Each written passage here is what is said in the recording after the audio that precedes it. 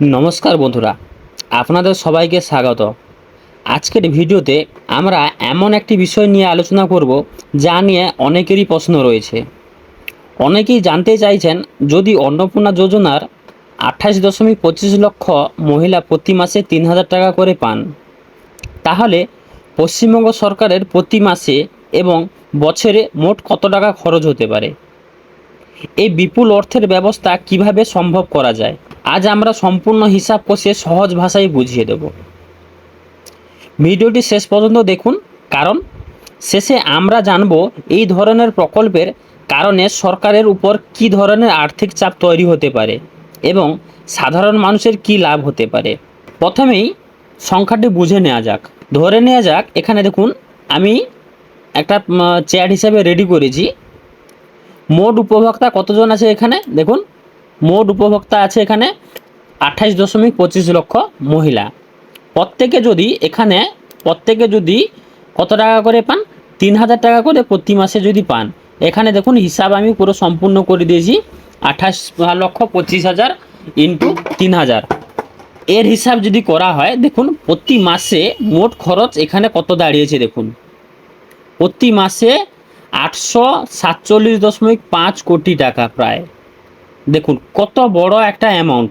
এতজন মানুষকে যদি প্রত্যেক মাসে 3,000 টাকা করে অন্নপূর্ণা যোজনার পয়সা দেয়া হয়, তাহলে দেখুন মাসিক খরচ কত টাকা দাঁড়াচ্ছে এখানে, 847.5 কোটি টাকা। এখানে এত টাকার পরিমাণ কোথা থেকে আসবে? সরকার কি নিজের পকেট থেকে পয়সা দেবে? তা কিন্তু ঠিক না। কিন্তু এত টাকা কোথা থেকে আসবে, কিভাবে খরচ হবে, সম্পূর্ণ বিষয় আমি এই ভিডিওতে আপনাদের জানাবো। দেখুন একটা আনুমানিক হিসাবে যদি আমি দাঁড়াই, এখানে দেখুন আনুমানিক হিসাবে মাসের খরচ, এখানে নিচে আছে বার্ষিক খরচ। প্রথমে আমি মাসের খরচটি হিসাব করি।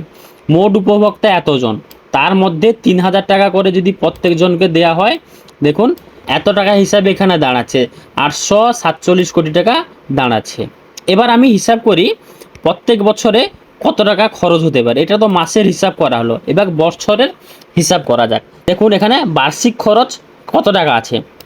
মাসিক খরচ যদি 847.5 কোটি টাকা হয়, এক বছর মানে 12 মাস, 12 মাসে আমি এত টাকা দিয়ে গুণ করেছি। দেখুন 847.5 গুণিতক 12, এই হিসাব যদি করা হয়, তাহলে দেখুন বার্ষিক খরচ এখানে দাঁড়াচ্ছে প্রায় 10,170 কোটি টাকা।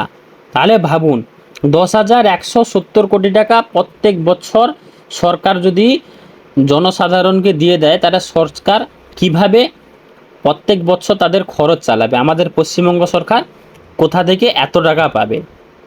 এবার আসা যাক, সরকার এত টাকা কোথা থেকে আনতে পারে। দেখুন এত কোটি টাকা, 10,170 লক্ষ টাকা মানে কম নয়। এত টাকা সরকার কোথা থেকে পাবে? কোন কোন খাত থেকে সরকার পয়সা আদায় করবে? দেখুন সব কিছু পুরো একদম ডিসপ্লেভাবে করা আছে, একদম ফটো হিসাবে আমি এখানে উপস্থাপনা করছি। দেখুন প্রথমে আছে কি, জিএসটি থেকে। জিএসটি থেকে যে হিসাবে কর আদায় করা হয়, সেখান থেকে কিন্তু সরকার পয়সা জমা করবে। সেকেন্ড হচ্ছে স্ট্যাম্প ডিউটি থেকে। স্ট্যাম্প ডিউটি থেকেও সরকার পয়সা আদায় করে। তারপর আছে অবগারি শুল্ক। অবগারি শুল্ক মানে ফটো দেখে আপনি বুঝতে পেরেছেন কি বিষয়। তারপর আছে মোটর গাড়ি কর।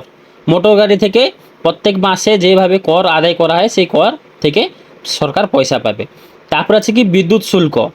বিদ্যুৎ শুল্কর কাছ থেকেও সরকার প্রত্যেক মাসে কর আদায় করবে। কেন্দ্রীয় কাছ থেকে পাওয়া অনুমোদন, কেন্দ্রীয় থেকে যে অনুমোদন প্রত্যেক মাসে পশ্চিমবঙ্গ সরকার পেয়ে থাকেন, সেখান থেকে কিন্তু তার পয়সা কিন্তু সঞ্চয় হতে পারবে। আর আছে লাস্টে আছে কি বিভিন্ন সরকারি ফ্রি ও কর, আরও নানান সরকারি ফ্রি কর থাকে, সেইখান থেকে কিন্তু সরকার প্রত্যেক মাসে এই পয়সাটাকে সঞ্চয় করতে থাকবে। এইসব উৎস থেকে রাজস্ব সংগ্রহ করে সরকার বিভিন্ন সামাজিক প্রকল্পে অর্থ বরাদ্দ করে, এবং আরও নানান যে সামাজিক প্রকল্প থাকে, সেখান থেকেও যে কর আদায় হয়, সেই কর থেকে কিন্তু সরকার এই 3,000 করে প্রত্যেক মাসে মহিলাদের দিতে পারে। কেমন? এবার আসা যাক সরকারের এর থেকে কি লাভ হবে। দেখুন বিভিন্ন ধরনের কেন্দ্র থেকে কি রাজ্য থেকে যেসব কর আদায় করা হয়, সেইখান থেকে কিন্তু বহুত লাভ হতে পারে। এখানে একটা আলোচনা করা যাক কি কি। অনেকে বলেন সরকারের এত খরচ করে লাভ কি, কেন সরকার এত টাকা খরচ করতে যাবে।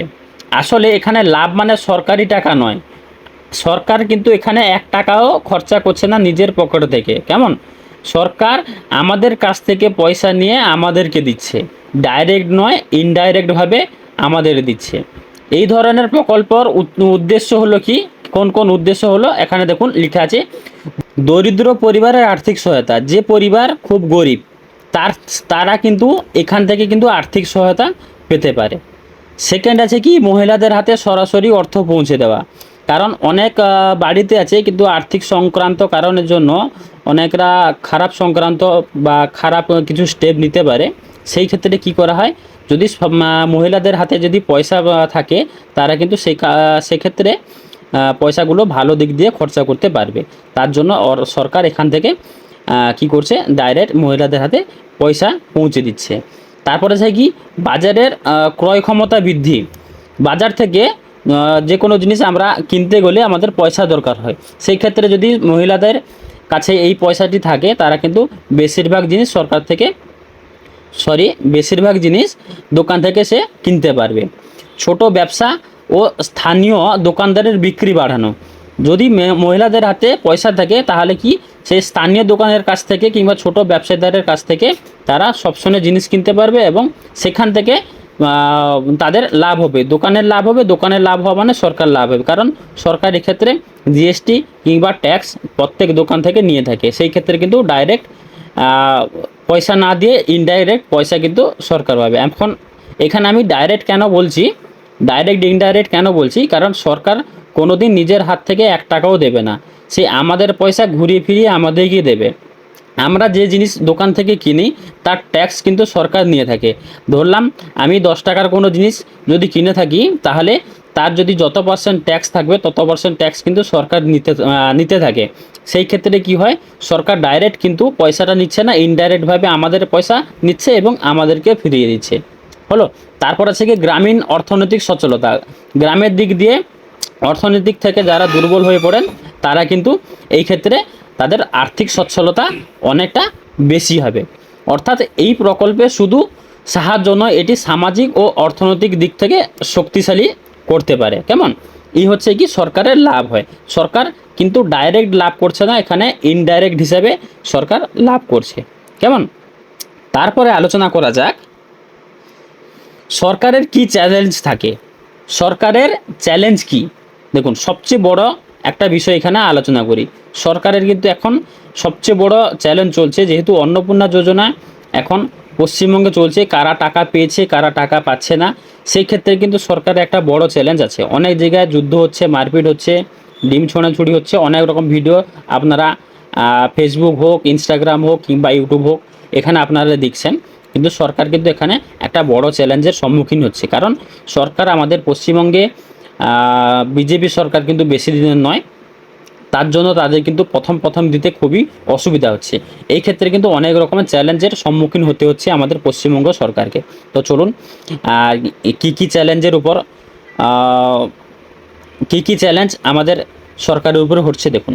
সরকারের এখানে চ্যালেঞ্জ হচ্ছে কি, যদি বছরে 10,000 কোটিরও বেশি একটি প্রকল্পে ব্যয় হয় তাহলে সরকারের জন্য কিছু বড় চ্যালেঞ্জ তৈরি করতে পারে। 10,000 কোটি টাকা মানে খুব কম একটা ব্যাপার নয়, অনেক বড় একটা ব্যাপার। 10,000 কোটি টাকা, এই ক্ষেত্রে কী কী বিপদ হতে পারে, বাজেটের উপর অতিরিক্ত চাপ। সরকারের খাতে যত টাকা বাজেট থাকে, প্রত্যেক বছর যে বাজেট থাকে সেই বাজেটের কিন্তু খুবই চাপ বেশি বাড়ে। কেমন, কারণ অযথা যেহেতু দেওয়া হচ্ছে 3,000 টাকা করে, যেহেতু 10,000 কোটি টাকা প্রত্যেক বছর দেওয়া হচ্ছে, মানে সেক্ষেত্রে কিন্তু বহুত বাজেটের উপর চ্যালেঞ্জ কিন্তু অনেক বেশি থাকতে পারে। অন্য প্রকল্পের জন্য অর্থ বরাদ্দ সমস্যা। যদি অন্যান্য প্রকল্প ভালো আর একটা প্রকল্প যদি চালু করা হয়, সেক্ষেত্রে কিন্তু কি হবে, এই খাতে যদি পয়সাটা বেশি খরচা হয়ে যায়, সেখাতে পয়সা দিতে কিন্তু খুবই অসুবিধা হতে পারে। কেমন, তারপর আছে 3 নম্বর, রাজস্ব কম হলে ঋণ নেওয়ার প্রয়োজন হতে পারে। দেখুন আগে সরকার কত কোটি টাকা ঋণ নিয়ে বসেছিল, সেটা এখানে আমি আলোচনা করছি না। সেই ক্ষেত্রে যদি এখনকার সরকার পুনরায় যদি ঋণ নেয় তাহলে কিন্তু সেই ঋণের দায়ী কিন্তু আমরা থাকব। কারণ সরকার ঋণ নিচ্ছে কাদের জন্য? আমাদের জন্য কিন্তু সরকার ঋণ নিচ্ছে। সরকারের ক্ষেত্রে সরকার তো ঋণ নিয়ে নিল, সরকারের ঋণ কিন্তু মেটাবে না, ঋণ মেটাবো আমরা। যদি আমি সরকার যদি অন্যান্য জায়গা থেকে কিংবা অন্য দেশ থেকে যদি ঋণ নিয়ে থাকে, সেই ক্ষেত্রে কিন্তু আমাদের দেশের বাজার মূল্যর দাম কিন্তু বাড়বে। বাজার মূল্য দাম বাড়লে কিন্তু আমরা বিপত্তিতে পড়তে পারবো। তার জন্য কি সরকার যদি ঋণ নেয় সেটা কিন্তু আমাদের ক্ষেত্রে খুবই বড় বিপদ হতে পারে। কেমন? তারপর আছে 4 নম্বরে, ভবিষ্যতে উপভোক্তার সংখ্যা বাড়লে ব্যয়ও আরও বাড়বে। কারণ দেখুন, ভবিষ্যতে কিন্তু উপভোক্তা আরও বাড়বে। এখন ধরলাম 28.25 লক্ষ আছে, সেই ক্ষেত্রে যদি 30 লক্ষ যদি আরও বেশি বাড়ে, তাহলে কিন্তু আরও সরকারের কিন্তু আরও খরচা বাড়বে। কেমন? এই ক্ষেত্রে বলা হয়েছে ভবিষ্যতে যদি উপভোক্তা যদি বাড়ে, সেই ক্ষেত্রে কিন্তু আরও ব্যয় বাড়তে পারে। কেমন? তারপরে আলোচনা করা যাক কারা টাকা নাও পেতে পারেন। সবচেয়ে লাস্টে একটা ছোট্ট আলোচনা, কারা এখন টাকা পাননি এবং কারা আরও টাকা নাও পেতে পারেন। এই বিষয়ে একটা সবচেয়ে কিন্তু বড় চিন্তাভাবনা কিন্তু আমাদের রাজ্য সরকারের আছে, যে কেন তারা টাকা পাবেন না। এখানে দেখুন কারা টাকাও নাও পেতে পারেন দেখাচ্ছে। অনেক সময় বিভিন্ন প্রকল্পে দেখা যায়, বিভিন্ন প্রকল্পের জন্য কি থাকে, যে যখন আমরা অনলাইনে কোনো কিছু ডকুমেন্ট আপলোড করি, তখন যদি ভুলভাল যদি নথি দিয়ে থাকে, তাহলে কিন্তু আপনারা কিন্তু টাকা পাবেন না। তারপর আছে কি ভুল ব্যাঙ্ক অ্যাকাউন্ট। যদি আপনার ব্যাঙ্ক অ্যাকাউন্ট ধরলাম আপনার 3টে ব্যাঙ্ক অ্যাকাউন্ট আছে, 3টের মধ্যে আপনার যে কোনো একটা ব্যাংকের ডিবিটি লিঙ্ক থাকা দরকার। যদি আপনার ধরলাম পাঞ্জাব ন্যাশনাল ব্যাঙ্ক অ্যাকাউন্ট আর স্টেট ব্যাঙ্ক অ্যাকাউন্ট আছে, আপনার স্টেট ব্যাঙ্ক অ্যাকাউন্ট মাইনাস হয়ে পড়ে আছে, কোনো কিছু ক্ষেত্রে যদি আপনার স্টেট ব্যাঙ্ক অ্যাকাউন্ট ডরমাট হয় কিংবা মাইনাস হয়ে পড়ে থাকে, সেই ক্ষেত্রে যদি আপনার সেই অ্যাকাউন্টে যদি ডিবিটি করা থাকে, তাহলে কিন্তু স্টেট ব্যাঙ্ক অ্যাকাউন্টে পয়সা চলে যাবে। সেই ক্ষেত্রে কিন্তু আপনারা সেই টাকা কোনো মতে রিটার্ন পাবেন না। সেই ক্ষেত্রে কিন্তু আপনাদের ডিবিটিটা কিন্তু অবশ্যই চেক করে নেওয়া উচিত, যে কোন ব্যাঙ্ক অ্যাকাউন্টে ডিবিটি আছে, ডিবিটি সঠিক ব্যাঙ্কে আছে কিনা। কেমন? তারপর আছে এখানে ইকেওয়াইসি অসম্পূর্ণ। যদি আপনি ইকেওয়াইসি ঠিকঠাক যদি না করে থাকেন, তাহলে কিন্তু আপনি পয়সা পাবেন না। তারপর আছে যোগ্যতার শর্ত পূরণ না করা। যোগ্যতা ভিত্তিক মতলব যদি কারোর বয়সে তারতম্য থাকে, সাধারণত আমাদের এখানে 25 থেকে 59 বছর পর্যন্ত অন্নপূর্ণা যোজনার টাকা পাওয়া যায়। এক্ষেত্রে যদি আপনি 25 বছর কম হন কিংবা 60 বছরের বেশি হন, সেক্ষেত্রে কিন্তু আপনি এই সরকারের প্রকল্পে পয়সা নাও পেতে পারেন। তারপর আছে কি সরকারি যাচাইয়ের নাম বাদ পড়া। সরকার যখন যাচাই করবেন, তখন সেক্ষেত্রে যদি তারা কিছু ভুলভাল যদি ইনফরমেশন পেয়ে থাকেন, সেক্ষেত্রে কি সরকার সেই ফর্মটাকে রিজেক্ট করে দিতে পারে। সেই ক্ষেত্রে কিন্তু আপনি পয়সা নাও পেতে পারেন। কেমন? তবে কারা পাবেন বা পাবেন না, তা সম্পূর্ণভাবে সরকারি নিয়ম ও ঘোষণার উপর নির্ভর করে। কেমন? এই কিন্তু অবশ্যই কিন্তু সরকারের উপর নির্ভর করবে যে এর পয়সা কারা পাবে কারা পাবে না। আর সবচেয়ে ভালো কথা বলা যাক, সোশ্যাল মিডিয়ায় অনেক ধরনের দাবি ঘুরে বেড়ায়। তাই কোনো তথ্য বিশ্বাস করার আগে অবশ্যই সরকারি বিজ্ঞপ্তি বা সংশ্লিষ্ট দপ্তরের ঘোষণার সঙ্গে মিলিয়ে দেখে নিন। কেমন? আজকের ভিডিওতে আমরা দেখলাম, যদি 28.25 লক্ষ মহিলা প্রত্যেককে 3000 করে টাকা পান, তাহলে সরকারের সাম্ভাবিক মাসিক ব্যয় হতে পারে 847.5 কোটি টাকা, আর বার্ষিক ব্যয় হতে পারে 10,170 কোটি টাকা। তাহলে ভাবুন কত টাকা খরচা হচ্ছে সরকারের। এটি একটি সম্ভাব্য আর্থিক হিসাব, সরকারি ঘোষিত ব্যয়ের পরিসংখ্যান নয়। ভিডিওটি যদি ভালো লেগে থাকে তাহলে অবশ্যই লাইক করবেন, চ্যানেলটিকে সাবস্ক্রাইব করবেন এবং বেল আইকনটি অন করে রাখবেন। সরকারি প্রকল্পের নতুন আপডেট সবার আগে জানতে আমাদের সঙ্গে যুক্ত থাকুন। ধন্যবাদ।